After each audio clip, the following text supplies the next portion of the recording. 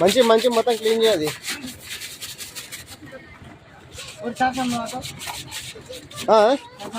हेवड़ी हेवड़ी हेवड़ी तो